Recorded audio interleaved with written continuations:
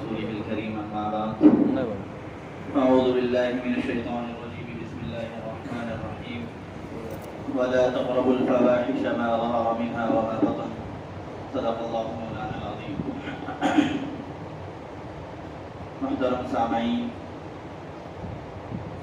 یہ بڑا مبارک موقع ہے کہ اللہ پاک نے نکاح کی نسبت سے ہم لوگوں کو یہاں اللہ کے گھر میں جمع ہونے کی توفیق عطا فرمائی. وقت بھی کم ہے اور مغرب کی تیاری بھی ہے اور بہت وقت ہو چکا ہے، تو میں نے جو قرآن کریم کی ایک آیت پڑھی ہے بہت مختصر سے انداز میں دو باتیں عرض کر کے انشاءاللہ خطبہ نکاح پڑھا جائے گا. سب سے پہلے تو سمجھنے کی بات یہ ہے کہ اللہ رب العزت نے ہمیں جو دین عطا فرمایا ہے وہ ایک کامل دین، وہ ایک مکمل دین، اور اللہ نے یہ جو اسلام ہمیں عطا فرمایا ہے اس میں ہماری محنت کا کوئی دخل نہیں. جناب رسول اللہ صلی اللہ علیہ وسلم کا یہ مبارک دین جب حضور پاک علیہ السلام کے سلسلے میں آسمانی کتابوں میں اللہ نے حضور پاک علیہ السلام اور آپ کی امت کے مقام کو بیان فرمایا تو انبیاء کا حال یہ تھا کہ انبیاء دعا کرتے اے اللہ یہ خصوصیت میری امت کو عطا فرما، یہ خصوصیت میری امت کو عطا فرما. اللہ کا کرم ہے کہ اللہ نے یہ مبارک دین اور یہ اعتدال والا دین اللہ رب العزت نے ہم لوگوں کو عطا فرمایا. اسی طرح یہ جو نکاح ہے یہ بھی ایک عبادت ہے. نکاح ایک عبادت ہے اور نکاح کے ذریعے سے اللہ پاک ہماری عزت اور ہماری عصمت کی حفاظت کرنا چاہتے ہیں. دنیا کے اندر جو دوسری قومیں ہیں ان قوموں کے حالات کو دیکھنے سے پتہ چلتا ہے کہ کچھ قوموں نے اپنے اندر ایسا نظام بنایا کہ انہوں نے نکاح کے نظام کو ختم کر دیا. عورت کو ایک مکروہ اور ایک خراب چیز سمجھا اور عبادت کرنے کے لیے وہ جنگلوں کے اندر چلے گئے. اللہ نے ان کی اس عبادت کو بھی قبول نہیں فرمایا. اسلام کے اندر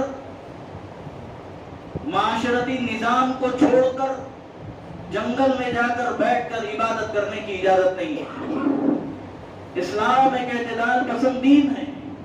اللہ نے اسلام کے ہر حکم کے اندر انسانوں کے مزاج اور ان کی طبیعت کی رعایت فرمائی. نکاح ایک ایسا نظام ہے کہ اللہ نے جب مرد کو پیدا کیا اور عورت کو پیدا کیا تو مرد کے اندر ایک کیفیت ایسی رکھی کہ اس کے اندر عورت کی ایک محبت پیدا فرمائی، عورت کی طرف اس کی ایک طبیعت کا رجحان پیدا فرمایا.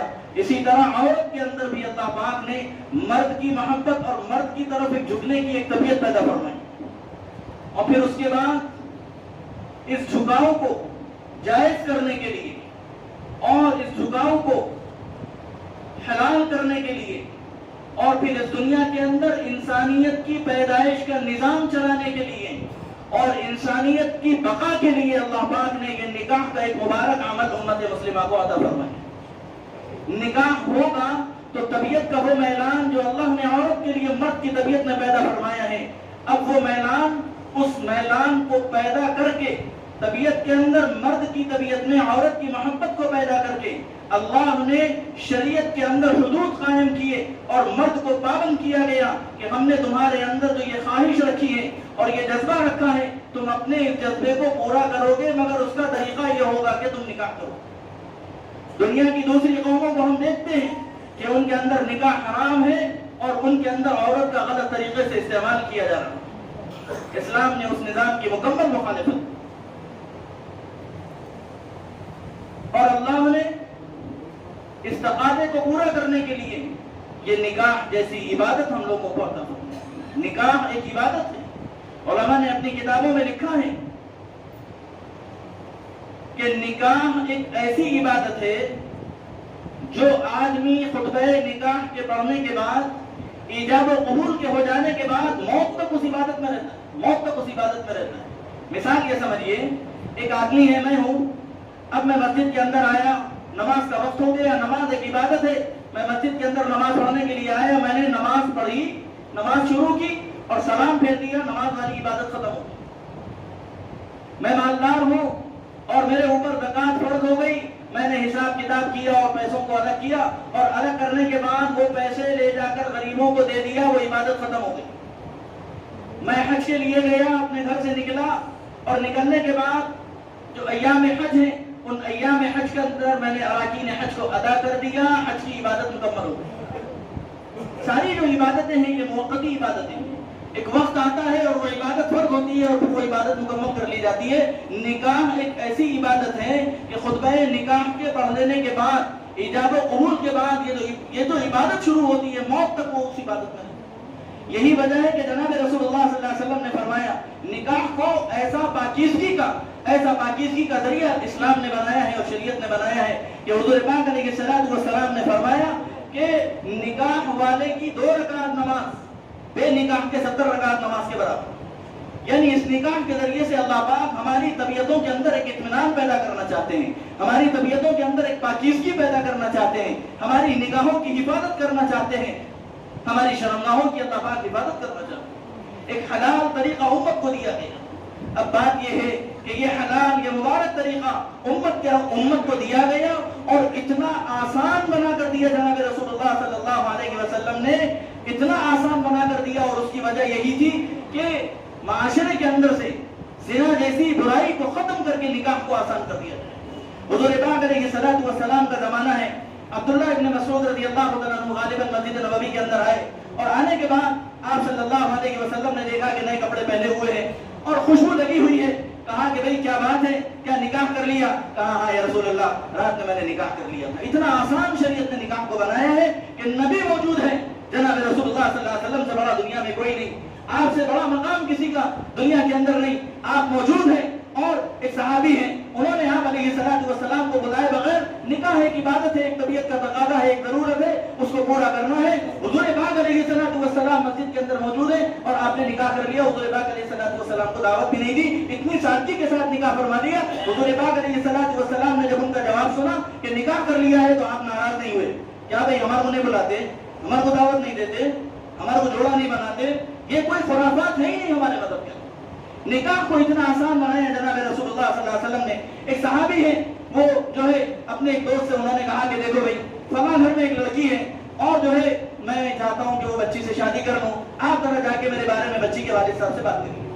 وہ صحابی گئے اور جانے کے بعد کھٹکا مارا، اور کھٹکا مارنے کے بعد کہنے لگے کہ بھائی میں آپ کی بچی کا پیغام نکاح لے کر آیا ہوں، فلاں صاحب جو ہے آپ کی بچی سے نکاح کرنا چاہتے ہیں، میں پیغام لے کر آیا ہوں۔ تو انہوں نے کہا کہ دیکھیے بھائی انہوں تو پسند نہیں ہے ہمارے کو، آپ پسند ہیں، اگر آپ چاہیں تو آپ نکاح کر لیں۔ تو گواہ موجود تھے، انہوں نے کہا کہ ٹھیک ہے میں نکاح کے لیے تیار ہوں۔ خطبہ نکاح ہو گیا۔ اب باہر نکلے تو شرمندہ ہونے لگے کہ بھئی میں تو گیا تھا پیغام نکاح دوسرے کا لے کر، اور اب باہر نکل رہا ہوں تو میرا نکاح ہو گیا۔ انہوں نے جا کر وہ صحابی سے کہا کہ دیکھیے بھئی بات اصل میں یہ ہے، میں بہت شرمندہ ہوں کہ آپ جہاں پہ جو ہے آپ کی نظر تھی وہاں پہ میرا کام ہو گیا۔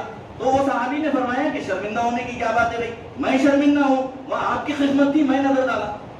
اتنی سادگی کے ساتھ جناب رسول اللہ صلی اللہ علیہ وسلم نے اس امت کے اندر اس عبادت کو عام کیا ہے۔ اس کی بنیادی وجہ یہی ہے جو میں نے قرآن مجید کی آیت پڑھی ہے کہ اللہ رب العزت اس نکاح کے ذریعے سے ہمارے معاشرے کو پاک دامن بنانا چاہتے ہیں، ہمارے نوجوانوں کی جوانی کی حفاظت کرنا چاہتے ہیں، ہماری بیٹیوں کے اندر سے وہ برائی کو ختم کرنا چاہتے ہیں، جو برائی جس کے سلسلے میں اللہ رب العزت نے اسلام کے اندر یہ نظام بنایا کہ اگر کوئی غلطی کر دے، زنا والی غلطی کر دے، تو اس کے لیے حکم دیا گیا کہ اس کو سنسار کر دیا جائے، 80 کوڑے لگائے جائیں گے۔ اگر کوئی کنوارا لڑکا زنا کی غلطی کرتا ہے اور وہ ثابت ہو جاتی ہے، 80 کوڑے لگائے جائیں گے۔ اور اگر کوئی شادی شدہ عورت یا شادی شدہ مرد اس زمین کے اوپر زنا کرتے ہیں تو پھر جناب رسول اللہ صلی اللہ علیہ وسلم کی وہ مبارک شریعت اور وہ محبت والا دین، وہ اللہ کی رحمتوں والا دین اور اللہ کے نبی علیہ السلام کا مبارک دین اور اگر کوئی شادی شدہ مرد یا عورت زنا کر لیتا ہے، اس گناہ کا مرتکب ہو جاتا ہے، تو پھر اللہ کو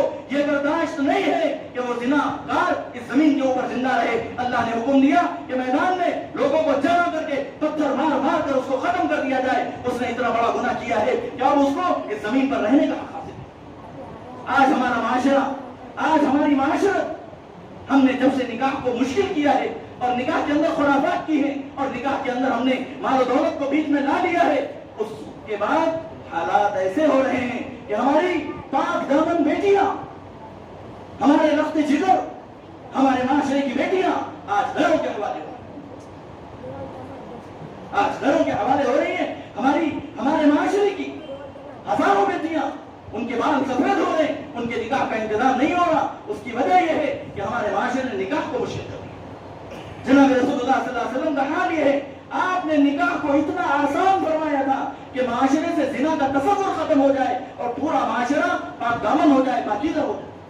عزیز و دوستوں، ضرورت اس بات کی ہے کہ آج اتنا بڑا مجمع، آج سلیم بھائی کی بیٹی کے نکاح میں ہم لوگ یہاں آئے ہیں۔ اس وقت ہم ارادہ کریں کہ ہم کم سے کم، جہاں تک ہماری حکومت ہے، جہاں تک ہماری بات چلتی ہے، ہمارے خاندان میں، ہمارے گھر میں، بہن کے گھر میں، بھائیوں کے گھر میں، ہم اس بات کی کوشش کریں گے خدا کے لیے اگر اس وقت ہم نے اپنے معاشرے کی پرواہ نہیں کی، اپنی بیٹیوں کی پرواہ نہیں کی، یاد رکھیے روزانہ ایک نئے فتنے آ رہے ہیں۔ دشمن ہماری بیٹیوں کی تباہی کا انتظام کر رہے ہیں، دشمن ہماری بیٹیوں کی تباہی کی تیاری کر رہے ہیں، اور ہم اپنی غفلت کی وجہ سے، اپنی بے دینی کی وجہ سے، اپنی شریعت کے اندر اپنی شریعت سے دوری کی وجہ سے ہم نے اپنی بیٹیوں کو غیروں کے حوالے۔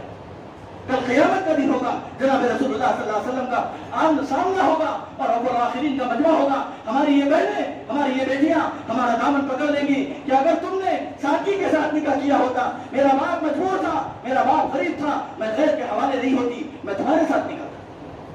اس وجہ سے عزیزوں دوستوں، ضرورت اس بات کی ہے کہ ہم اپنے نکاح کو سادہ بنائیں، اپنے مذہب کی قدر کرنے والے بن جائیں۔ نکاح کے اندر اللہ کے نبی علیہ السلام نے جو پیغام دیا ہے خطبہ نکاح کے اندر، اللہ کے نبی علیہ السلام نے امت کو اس طرف توجہ دلائی ہے کہ دیکھو یہ ایک عبادت ہے، اللہ کے خوف کے ساتھ، اللہ کے ڈر کے ساتھ اپنی اس عبادت کو پورا کرو۔ اس وجہ سے عزیزوں دوستوں، ضرورت اس بات کی ہے کہ ہم اپنے معاشرے کو سادہ کریں، اپنی زندگی کو سادہ کریں۔